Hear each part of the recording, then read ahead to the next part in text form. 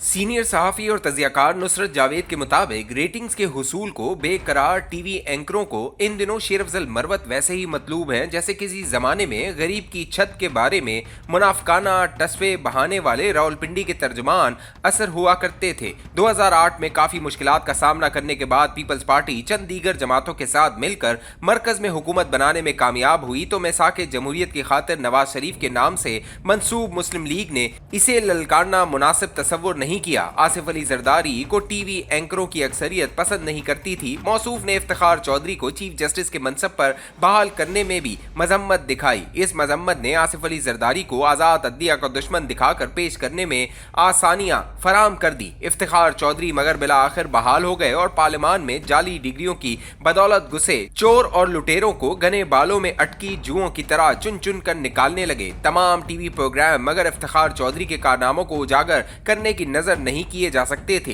नाजरीन उकताने लगे तो 2008 का इंतखाब हारे लाल हवेली से उभरे दानिश्वर टीवी एंकरों को 1-on-1 इंटरव्यू के लिए मैसर होने लगे। टीवी को वक्त देने के लिए मकबूल अदाकारों वाले नखरे दिखाते। इससे गुफ्तगू के जरिए अपने प्रोग्रामों की रौनक लगाने वाले साथियों ने एक लम्हे को भी न सोचा कि नाम निहाद गेट नंबर 4 के इस दायमी वफादार को किसने ये इजाजत दी है कि वो टीवी स्क्रीनों पर दनदनाते हुए जर्नैलों को ये ताने दे कि वो सत्तू पीकर सो रहे हैं जबकि मुल्क लुट रहा है। टीवी पर ऐसी दुहाई डीप स्टेट के साजिशी ऐवानों की थपकी के बगैर मचाई ही नहीं जा सकती। हम सादा लोग मगर इस पहलू पर तवज्जो नहीं देते। टीवी के औसत नाज़र बाजार में अचानक मिल जाते तो मिस्र रहते कि रावलपिंडी की लाल हवेली से उठा मुंह फट टीवी पर गुफ्तगू के जरिए हम गरीबों के दिल की बड़ास निकाल देता है। इनकी तायीद के अलावा मुझे कोई और राह दिखाई नहीं देती थी। गरीब के दिल की बड़ास निकालने वाला जिसके लिए जेल ससुराल का दर्जा रखती थी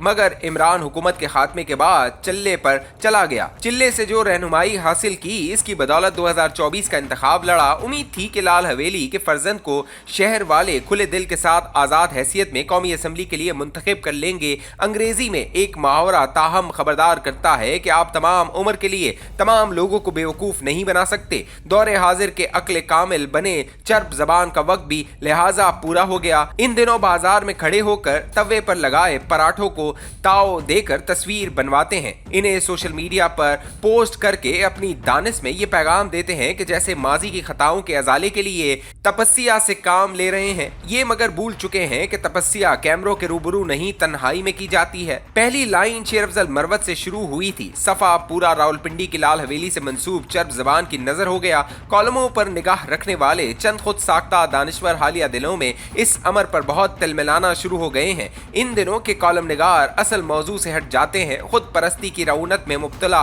इन दानिश्वरों को गालिबन ये खबर नहीं पहुंचती कि कॉलम अपने तहीं एक सिन्फ है। ये इंशाइया के करीब तर सिन्फ है। किसी खास मौजू को आसान अल्फाज में बयान करने का इसका मकसद नहीं। ये फरीजा मजमून नवे सर अंजाम देते हैं। आज से तकरीबन 200 बरस कबल यूरोप में एक सिन्फ ईजाद हुई थी जिसे शऊर का बहाव कहा जा सकता है वसीतर तनाजुर में, लेकिन ये नस्र की ऐसी किस्म है जो कई हवालों से इंतहाई हकीकत पसंदाना है। घर में अकेले बैठे हम किसी एक चीज़ पर तवज्जो मरकूज नहीं रखते। किसी का ख्याल आते ही दयान यहाँ से वहाँ भटकना शुरू हो जाता है। सिर्फ एक नुक्ते पर तवज्जो मरकूज रखना इंसानों के बस से बाहर है। योगी ही इस जमन में कई नौयत की रियाजतों के बाद कामयाब होते हैं। आम आदमी की तरह मैं भी शेर अफजल मरवत से शुरू होकर लाल हवेली वाले की जानिब भटक गया। ये लिखने के बाद मगर एक लम्हे को रुका, कलम रखकर काफी का घूंट लिया तो ख्याल आया कि शेर अफजल के जिक्र से शुरू होकर लाल हवेली के चर्ब जबान तक मुड़ जाना फितरी ही नहीं बल्कि कई हवालों से कतअन मंतकी भी था। बात रेटिंग से शुरू हुई। लाशऊर ने फौरन शऊर को याद दिलाया कि चंद ही बरस कबल एक और वखड़ी टाइप का चर्ब जबान भी हुआ करता था। इससे 1-on-1 करना हमारे कई फन्ने खान एंकर अपने लिए बड़ा एजाज समझा करते थे। वो याद आए तो मौसूफ का सवाल भी याद आ गया। काश इनका रवैया इंसानी राह होता तो मेरे दिल में इनके लिए रहम के जज्बात पैदा होते। 4 नंबर गेट से ताल्लुक की बुनियाद पर दनदनाते हीरो मगर मुझे मुतासर नहीं करते।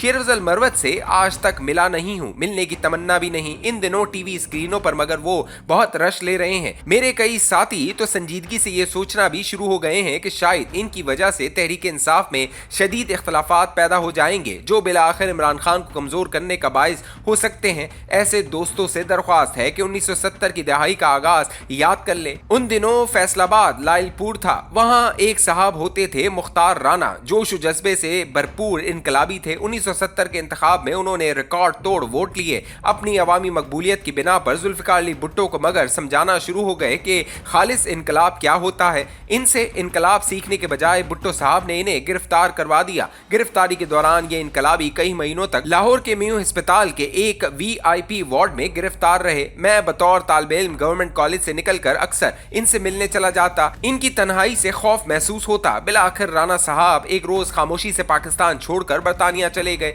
वहां के महकमा डाक के मुलाजिम हो गए और बकिया उम्र गुमनामी की नजर कर दी। मरवत साहब की शौहरत भी मेरी निगाह में आर्जी है। रब्बे करीम इन्हें हिफ्ज़ व अमान में रखे।